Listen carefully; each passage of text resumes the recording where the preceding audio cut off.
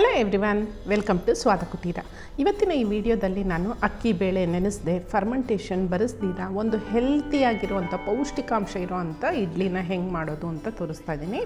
ಬಹಳ ಕಡಿಮೆ ಸಾಮಗ್ರಿನ ಬಳಸಿ ಪೌಷ್ಟಿಕವಾದಂಥ ಒಂದು ಇಡ್ಲಿನ ಮಾಡೋಣ. ಇವತ್ತು ನಾನು ಇಲ್ಲಿ ಮಿಕ್ಸಡ್ ಸ್ಪ್ರೌಟ್ಸು ಅಂದರೆ ಎಲ್ಲ ಮೊಳಕೆ ಕಟ್ಟಿದ ಕಾಳನ್ನು 1 ಕಪ್ ತೊಗೊಂಡಿದ್ದೀನಿ.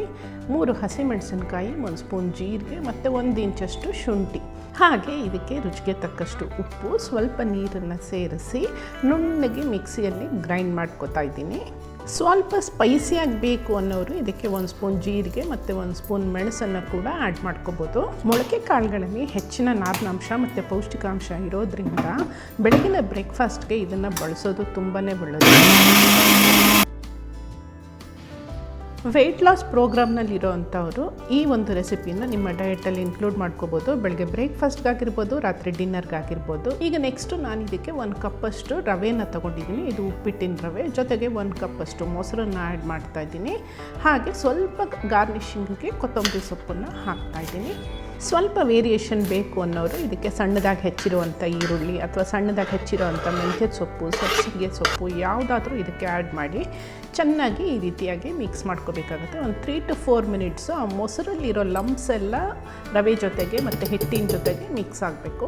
ಚೆನ್ನಾಗಿ ಮಿಕ್ಸ್ ಮಾಡಿದ್ಮೇಲೆ ಒಂದು 5 ಮಿನಿಟ್ಸು ಇದು ಸೆಟ್ ಆಗೋಕ್ಕೆ ಬಿಟ್ಬಿಡಬೇಕಾಗತ್ತೆ. ಅದು ಸೆಟ್ ಆಗೋ ಅಷ್ಟರಲ್ಲಿ ನಾವೀಗ ಇಡ್ಲಿ ಪಾತ್ರೆನ ರೆಡಿ ಮಾಡ್ಕೊಳ್ಳೋಣ. ಇಡ್ಲಿ ಪಾತ್ರೆ ಒಳಗಡೆ ಒಂದು 2 ರಿಂದ 3 ಲೋಟದಷ್ಟು ನೀರನ್ನು ಹಾಕಿ ಅದನ್ನು ಒಲೆ ಮೇಲಿಟ್ಟು ಕುದಿ ಬರೋವರೆಗೂ ಇಡಬೇಕಾಗುತ್ತೆ. ನಾನು ನಿಮ್ಮ ಜೊತೆ ಒಂದು ಟಿಪ್ಪನ್ನು ಶೇರ್ ಮಾಡ್ಕೋತಾ ಇದ್ದೀನಿ. ಯಾವಾಗಲೂ ಇಡ್ಲಿ ಪಾತ್ರೆಯಲ್ಲಿ ನೀರು ಚೆನ್ನಾಗಿ ಕುದಿ ಬಂದಮೇಲೆ ಇಡ್ಲಿ ಪ್ಲೇಟನ್ನು ಇಟ್ಟರೆ ಇಡ್ಲಿ ಸಾಫ್ಟಾಗಿ ತುಂಬ ಚೆನ್ನಾಗಿ ಬೇಯುತ್ತೆ. ನೀರು ಕುದಿಯೋ ಅಷ್ಟರಲ್ಲಿ ನಾವು ಇಡ್ಲಿ ಪ್ಲೇಟನ್ನು ರೆಡಿ ಮಾಡ್ಕೊಳ್ಳೋಣ. ಇಡ್ಲಿ ಪ್ಲೇಟ್ಗಳಿಗೆ ಈ ಥರ ಎಣ್ಣೆನ ಹಚ್ಚಿ ಚೆನ್ನಾಗಿ ಗ್ರೀಸ್ ಮಾಡ್ಕೋಬೇಕಾಗತ್ತೆ. ಗಾರ್ನಿಷಿಂಗಿಗೆ ನೀವು ಬೇಕಾದರೆ ಈ ಥರ ಗೋಡಂಬಿನೂ ಕೂಡ ಹಾಕೋಬೋದು. ಇಲ್ಲಾಂದರೆ ಕ್ಯಾರೆಟು, ಕೊತ್ತಂಬರಿ ಸೊಪ್ಪನ್ನು ಸ್ವಲ್ಪ 1 ಸ್ಪೂನಷ್ಟು ಹಾಕೋಬೋದು. ಇಲ್ಲ ಟೊಮೆಟೊ ಸ್ಲೈಸನ್ನು ಕಟ್ ಮಾಡಿ ಫಸ್ಟು ಹಾಕ್ಕೊಂಡು ಅದರ ಮೇಲೆ ಇಡ್ಲಿ ಹಿಟ್ಟನ್ನು ಈ ಥರ ಫಿಲ್ ಮಾಡ್ತಾ ಬರಬೇಕಾಗತ್ತೆ. ಇಡ್ಲಿ ಉಬ್ಬೋದ್ರಿಂದ ಯಾವಾಗಲೂ ಓವರ್ಲೋಡೆಡ್ ಆಗಿ ಅದನ್ನು ಫಿಲ್ ಮಾಡಬಾರ್ದು.